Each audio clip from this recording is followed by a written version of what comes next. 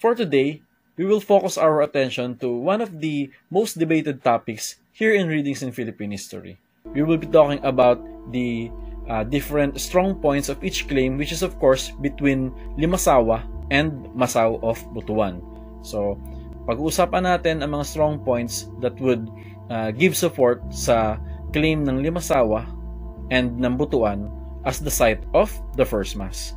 But before that, let us first talk about ano nga ba ang nangyari or naganap doon sa First Mass. Okay, so sinasabi na the First Mass was held in March 31, 1521.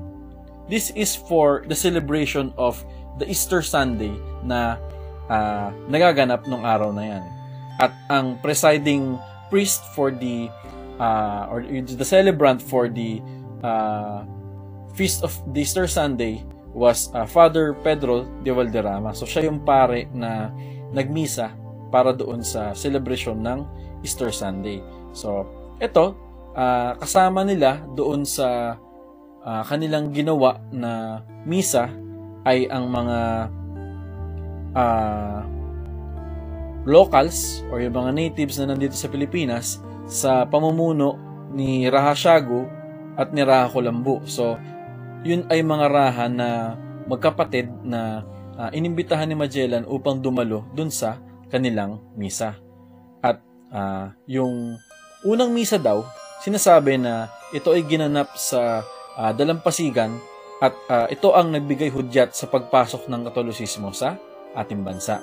So, yung magkapatid na Raha Siago at Raha Colambu, sila ay pumayag din na makipagsanduguan kay Magellan bilang tanda ng pakikipagkaibigan at pakikisama sa mga dayuhang Espanyol na pumunta rito noong mga panahon na yan. Bilang pagpupugay at pagbibigay ng respeto sa naganap na misa, si Magellan ay inutusan ng kanyang mga tao na magbigay ng kumbaga parang regalo sa mga taga doon sa kung saan ginanap yung unang misa. So, ang ginawa ni Magellan dito, inutusan niya ang mga tao na maglagay ng isang malaking krus na yari sa kahoy at inilagay sa tuktok ng isang bundok na natatanaw yung karagatan. So, doon sila nagdasal at binigyan ng paggalang yung krus at kasama rin nila yung mga iba pa mga locals na dumalo doon sa paglalagay ng krus. So, pagkatapos nung pangyayari na yun, ayon sa pagsasaliksik sa kasaysayan, sinamahan ni Raha Colambu ang mga tropa ni Magellan pabalik sa Cebu or papunta sa Cebu. So, ayun na.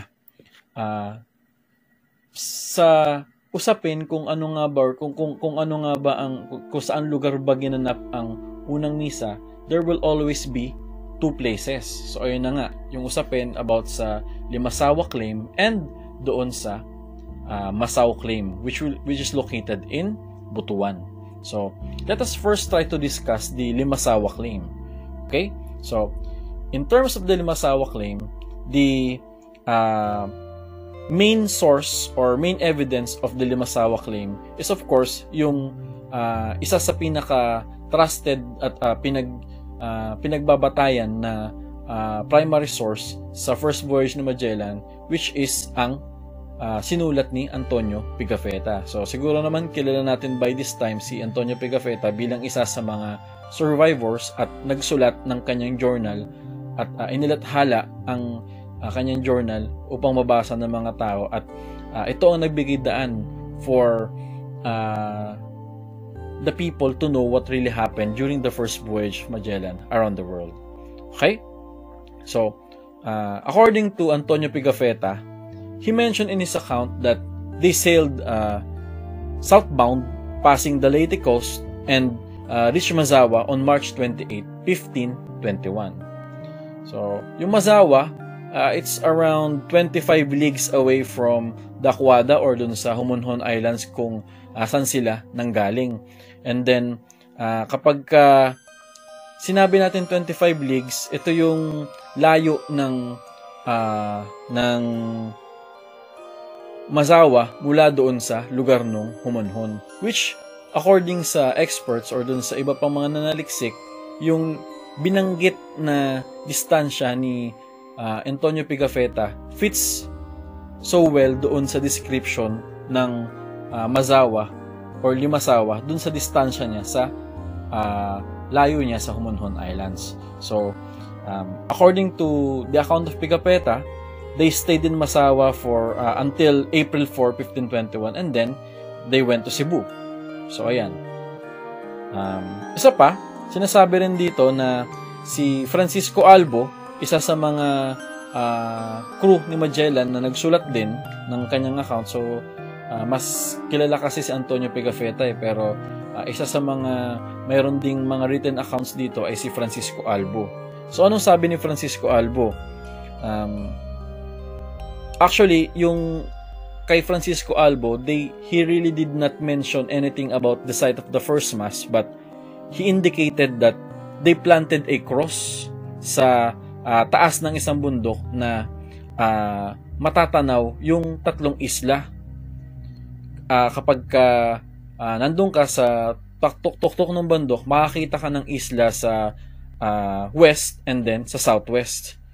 So, ibig sabihin nito, ayon dun sa mga eksperto, it will fit nicely dun sa description ng Limasawa kung saan inilagay yung marker wherein makakita ka daw ng tatlong isla upon looking the direction na nabanggit ni Francisco Albo.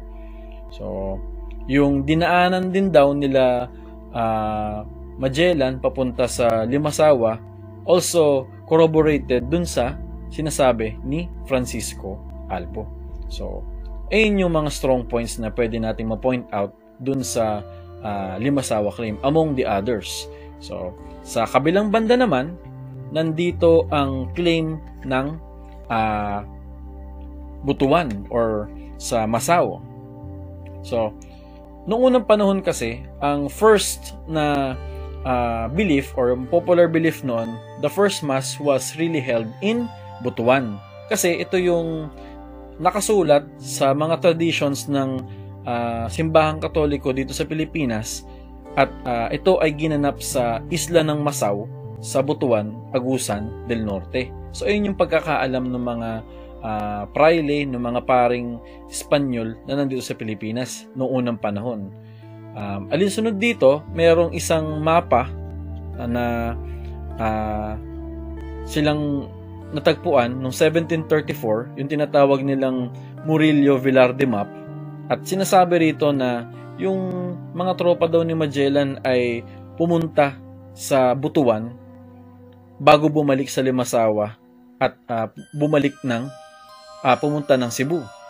So ayun. And then noong 1872, dahil nga ang paniniwala ay ang Butuan ang site ng first mass, naglagay ang mga Katoliko roon ng isang cross or isang marker kung saan naganap yung first mass. At sa kasalukuyang lokasyon nito, ito ay matatagpuan sa bayan or sa town ng Magallanes na malapit sa Butuan City. Kaya ito yung isa sa mga nagpapalakas ng claim na sinaunang paniniwala at ang unang alam ng mga taga Pilipinas at ng mga Espanyol, ginanap ang first mass sa Butuan. Ayun na rin sa mga impormasyon nila nakuha. At ito, may isa pang dagdag dito na ebidensya. May nahukay daw na mga balanghay o yung mga bangka, malaking bangka na ginagamit ng mga Filipinos noon na sa paniniwala nila ay ginagamit upang biyahe or transport yung mga locals for worship services. So, they really think that the first mass was really held sa Masao or sa Butuan dahil na rin dito sa pagkakaroon ng mga nahukay nila na balanghay boats in 1976. So, given those details at sa marami pa mga debate na at usapan about sa site of the first mass, finally, the National Historical Commission made a decision. So, pinag-usapan nila saan ba talaga naganap ang first mass. In line doon sa tinatawag natin na quinticentennial celebration ng pagpasok ng Catholicism dito sa Pilipinas. So, ibig sabihin 500 years. So, ngayon, noong 2021, they declared that Limasawa is the site of the first Mass. And they sided doon sa mga historians na nagsasabi na sa Limasawa nga, based na rin doon sa mga evidences that they were able to collect. And syempre, sinasabi nila na isa sa mga naging strong points ng Limasawa is it agrees doon, yung location ng Limasawa as the first Mass agrees with the modern navigational instruments that were used to interpret yung mga sinasabi doon sa accounts ni Pigafetta at ni Francisco Albo. Kaya ang nangyari dito, they dismiss the Butuan claim and make a finality na ang Limasawa ang site of the first Mass. So, ayun na nga. Yung Limasawa, matatagpuan ito malapit sa Leyte. So, sa dulong-dulo nito, hindi pa rin talaga pumapayag ang mga taga-Butuan, much more yung mga taga-simbahan doon at yung mga historians doon na ayaw nilang bitawan yung kanilang claim na sa Butuan ginanap ang unang misa. Of course, syempre, they wanted to appeal. They wanted still to debate about the location of the first Mass. But for now, ang sinusunod sa kasalukuyan ay yung deklarasyon ng National Historical Commission, which is Limasawa is the site of the first Mass. But kung titignan natin, sa kasaysayan naman natin, hindi tumitigil ang pagsasaliksik, hindi rin tumitigil yung paglitaw ng mga panibagong ebidensya sa tulong na rin ng mga bagong kagamitan sa science at mga panibagong mga discoveries sa research. Kaya it will be really helpful for us to still continue studying about the site of the first Mass and then try to look about the other things na pwede nating tignan dun sa issue ng first Mass. Here's one question. Easter Sunday ang ang sinusunod natin na petsa kung saan nagkaroon ng unang misa sa Pilipinas, di ba? Pero kung titignan natin, isang katanong doon, Holy Week, di ba? Holy Week, yung parte ng Holy Week ang Easter Sunday. So, there could be I don't know, baka pwedeng nagkaroon ng iba pang misa na hindi ginanap nung Easter Sunday, mga naunang misa.